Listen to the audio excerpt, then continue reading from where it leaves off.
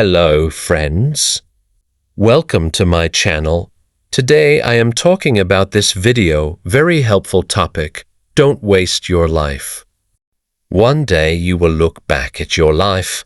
You will not remember the big moments only. You will remember the small ones too. The hour you spent on your phone instead of talking to your mother. The day you stayed in bed instead of chasing your dream. The year you waited for the perfect time. That never came. Life does not disappear in one big moment. It disappears in small moments, one at a time, quietly. This is a story about a man who almost missed his whole life. He did not lose it in a car accident. He did not lose it in a war. He lost it one scroll at a time, one video at a time, one tomorrow at a time. His name was Daniel. And this is his story. Daniel was 28 years old. He lived in a small apartment in the city. He worked in an office 5 days a week. He answered emails. He sat in meetings. He looked at sheets. Every morning Daniel woke up at 7 o'clock. He picked up his phone. Before he even opened his eyes, he checked his messages. He checked his social media. He watched 3 or 4 short videos. Before he got out of bed, he did not notice the sunlight coming through his window. He did not notice the birds outside. He only noticed his phone at breakfast. Daniel watched more videos. On the train to work, he watched more videos. At lunch, he scrolled through pictures of other people traveling, other people succeeding, other people living exciting lives. He compared his life to their lives. He felt tired. He felt behind.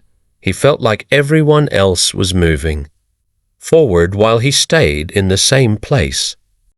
Daniel had a dream once.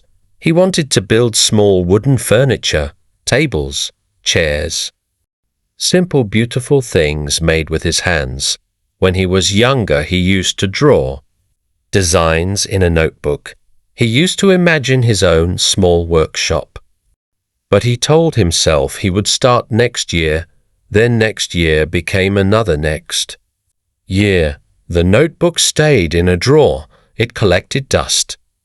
Daniel had a girlfriend named Mia. She was kind and patient. She loved him deeply, but every evening when she wanted to talk, Daniel was looking at his phone. She would say, "Daniel, can we talk for a minute?" He would say yes, just 1 second. 1 second became 10 minutes. 10 minutes became an hour. Mia would sit across from him at dinner. She would watch him scroll through videos. He would forget the next day. She felt invisible. She felt like she was competing with a small glowing screen. One night Mia said something important. She said, "Daniel, I feel like I am talking to a person who is not really here." Daniel laughed and said, "I am here. I am right here." But he was not really there. His body was there.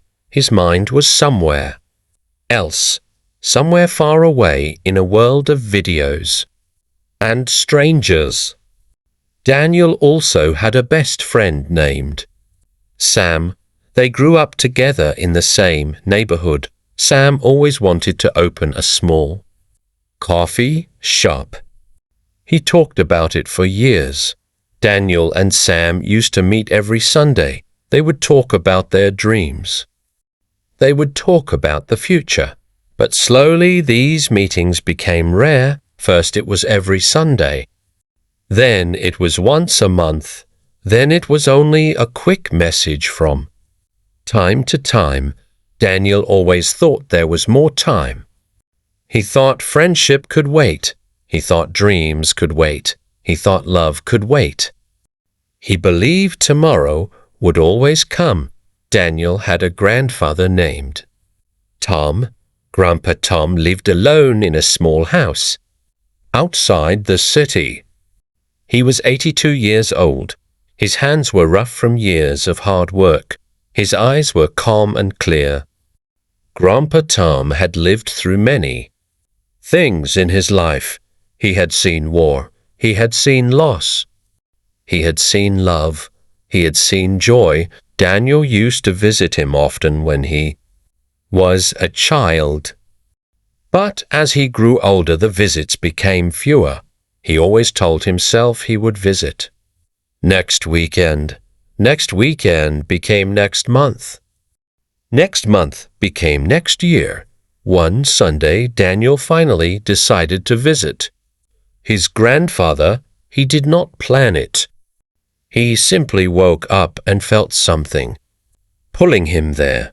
He took the train out of the city. He walked the familiar path to the small house. Grandpa. Tom opened the door and smiled. He said, "Daniel, my boy, it has been a long time." Daniel felt something heavy in his chest. He said, "I am sorry, Grandpa. I have been busy." Grandpa Tom nodded slowly. He said, "Everyone is busy." But busy with what? That question stayed in Daniel's mind for the rest of the day. They sat together in the small garden behind the house. Grandpa Tom made tea the same way he always had. Daniel looked at his phone once out of habit. Grandpa Tom noticed but said nothing. After a moment, Daniel put the phone in his pocket. Something about the quiet garden made the phone feel unimportant. Grandpa Tom began to talk about his own life. He talked about his wife who had passed away many years before. He talked about the years they spent together. He talked about the years he wished he had spent differently. He said, "When I was your age, I thought I had all the time in the world." He said, "I thought love could wait. I thought my dreams could wait." He said, "I waited so long to open my small workshop that by the time I finally did, my hands were already tired." Daniel felt his heart tighten. He said, "Grandpa, did you regret waiting?" "Grandpa." Tom was quiet for a long moment. He said, "I do not regret every day of my life, but I regret the days I spent waiting for a better day." He said, "Every day was already a good day. I just could not see it." Daniel looked down at his hands. He thought about his notebook full of drawings. He thought about Mia sitting alone at dinner. He thought about Sam and his coffee shop dream. He thought about all the Sundays he had missed Grandpa. Tom continued speaking softly. He said, "Time does not feel like it is passing when you are young. It feels endless, but one day you wake up and the years are gone." He said, "The sad part is not that time passes. The sad part is that we do not notice it passing. We are too busy looking at small screens. We are too busy comparing ourselves to others. We are too busy waiting for the perfect moment." He said, "The perfect moment does not exist. There is only this moment." Daniel stayed longer than he planned. That day, he watched the sun go down over the garden. He noticed the orange light on the trees. He noticed the sound of birds returning home. For the first time in a long time, he was not thinking about his phone. He was simply there, present, alive. On the train home, Daniel did not open any videos. He looked out the window instead. He watched the fields and houses pass by. He thought about his life. He thought about how much time he had already spent looking down instead of looking around. When he got home, he opened the drawer where his notebook had been sitting for years. He took it out and looked at the old drawings, a simple wooden table, a simple wooden chair. He felt something he had not felt in years, hope. The next morning Daniel woke up and picked up his phone as always. But this time he paused. He put the phone down and looked at the window instead. He watched the sunlight for a few seconds before checking any messages. It was a small change, but it was a real one. That evening Mia came over for dinner. Daniel put his phone in another room before she arrived. When she sat down across from him, she looked surprised. She said, "Where is your phone?" He said, "I do not need it right now. I want to talk to you." Mia's eyes softened. They talked for hours that night. They talked about their hopes. They talked about their fears. They talked about the years that had passed too quickly. Mia said, "I miss this. I missed you being here." Really here. Daniel said, "I am sorry it took me so long to understand." Changing was not easy for Daniel. Some days he still reached for his phone without thinking. Some days old habits pulled him back, but slowly he began to notice the pull, and slowly he began to resist it. He started leaving his phone in another room during dinner. He started walking outside in the morning instead of scrolling in bed. He started calling Sam instead of sending short messages. The first time Daniel called Sam, they talked for 2 hours. Sam told him about the coffee shop plan he had almost given up on. Daniel told him about the notebook full of furniture designs. They both realized something at the same time. They had let their dreams sleep for too long. They decided to meet every Sunday again, not to talk about dreams this time, but to actually work on them. Sam began looking for a small space for his coffee shop. Daniel began building his first small table in his apartment. His hands were not skilled yet. The first table was not perfect. One leg was slightly shorter than the others, but Daniel looked at it and felt proud. It was the first real thing he had created in years. Not a video watched, not a picture scrolled. Something built with his own hands. Weeks passed. Daniel visited his grandfather more often now. Every visit felt important. Every conversation felt like a gift. One afternoon, Grandpa Tom looked at a photo Daniel had brought of the wooden table. He smiled and said, "Now that is a good use of time." Daniel laughed and said, "It is not perfect, Grandpa." Grandpa Tom said, "Nothing perfect ever starts perfect. It only starts." Daniel began to understand something important. He was not wasting time because he was lazy. He was wasting time because he was afraid of failing, afraid of not being good enough, afraid of trying and losing. So instead of trying, he scrolled. Instead of building, he watched other people build. Instead of loving fully, he stayed half present. It was easier to watch other lives than to build his own, but watching never built anything. Only doing built something. One Sunday months later, Daniel visited his grandfather and found him tired in a way he had not seen before. Grandpa Tom's steps were slower. His voice was softer. Daniel felt fear rise in his chest.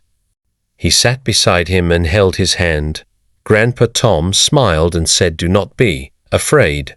I have lived a full life, especially these last months. Watching you change has been one of the best gifts of my life." Daniel felt tears in his eyes. He said, "I wasted so many years, Grandpa. Grandpa Tom squeezed his hand gently. He said you did not waste them. You simply learned late. Many people never learn at all. He said the important thing is not how many years you wasted. The important thing is what you do with the years you have left. A few weeks later, Grandpa Tom passed away peacefully in his sleep. Daniel felt a pain deeper than he had ever known, but mixed with the pain was something else, gratitude.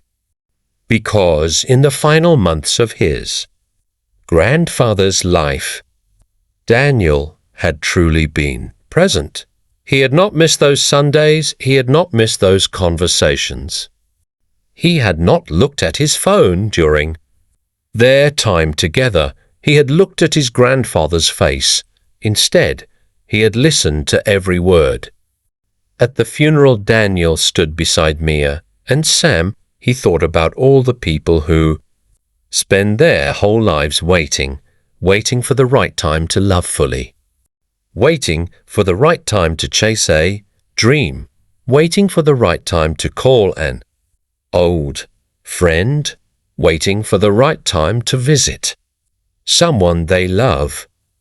He understood now that the right time was never coming by itself. You had to choose it every single day. In the months that followed, Daniel's life looked different, not perfect, not without struggle. He still had bad days. He still felt tired sometimes. He still made mistakes. But he no longer spent his mornings lost in his phone. He no longer compared his life to strangers on a screen. He no longer waited for the perfect moment to live. His small wooden furniture business grew slowly. He sold his first table to a neighbor, then a chair to a friend of Mia's family. It was not a large business. It was not making him rich, but every piece he built felt like a piece of his own life returning to him. Sam finally opened his small coffee shop. Daniel helped him build the wooden tables and chairs inside it. On opening day, they stood together, looking at the small shop full of people. Sam said we almost did not do this. Daniel said we did not almost do it. We finally did it. That is what matters. Daniel asked Mia to marry him in the small garden behind his grandfather's old house. It felt like the right place. It felt like his grandfather was somehow still there watching them. Mia said yes with tears in her eyes. She said, "Thank you for coming back." He said, "I never want to leave again. Not really leave. Not the way I used to." Years later, Daniel would sit in that same garden with his own children. He would tell them about their great-grandfather. He would tell them about the tea in the small garden. He would tell them about a young man who almost let his whole life pass by while looking down at a small screen. He would tell them that time feels endless when you are young. But it is not endless. It is precious. He would tell them, do not wait for the perfect moment. The perfect moment is simply the moment you are living right now. Do not wait to love the people around you. Do not wait to chase the dream sitting quietly in your heart. Do not wait to forgive. Do not wait to say I am sorry. Do not wait to say I love you. Tomorrow is not a promise. It is only a hope. Somewhere right now someone is scrolling through videos instead of calling their mother. Somewhere right now someone is waiting for the perfect time to start their dream. Somewhere right now someone is sitting beside a person they love without really being there. You do not need to lose someone to understand the value of time. You do not need to reach 82 years old to understand what matters. You can understand it today. Right now, in this moment, you still have time. Maybe you have wasted a year. Maybe you have wasted many years. That does not matter anymore. What matters is what you do starting today. Put the phone down for a moment. Call the person you have been meaning. Tocar. Start the small thing you have been postponing. Say the words you have been holding inside. Look at the people around you. Really look at them. Life is not about being perfect. Life is not about having everything. Life is about using the time you have with the people you love and the dreams you carry. Do not let your story become a story of waiting. Let it become a story of living. You still have time. Do not waste it.